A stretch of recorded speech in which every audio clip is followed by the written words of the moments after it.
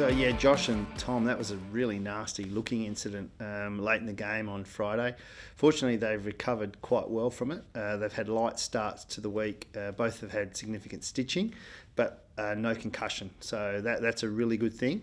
But with those lighter starts to the week, we'll have an increased training load tomorrow night and see how they cope, and there'll be decisions going into the weekend. JK played out the game, but was in some discomfort, which he's carried through into the week, and he's had a light start to this week as well.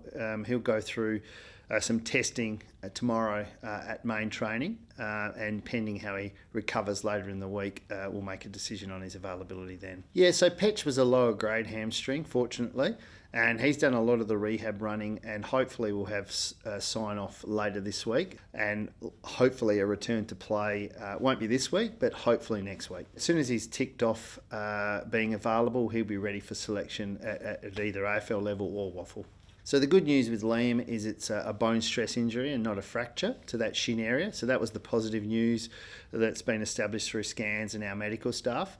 But unfortunately, with these types of injuries, you need some time off legs. So that's probably going to be a 3 to 4 week really light period for Liam, and then a build into play. So we're probably looking at a return to play in the order of 6 to 8 weeks. So with Shannon, he's recovering well. He's in the same rehab program as Jack Petrocelli, and they're both running really well.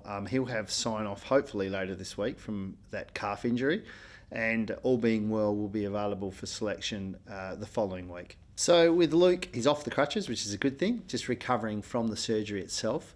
That's normally a 2 to 3 week phase, and then we'll have a graduated build from there. We're going to take our time, as we've mentioned previously with Luke, to make sure we get that right, which means he'll be available at some point after the bye. We haven't got a fixed date at this time. And Elliott is still in that phase of building his endurance base and get him ready to return to play, which is, again, given the history of the OP, we're taking a really conservative approach to make sure we get him right for the long term. And like Luke, we haven't set an actual date to return to play.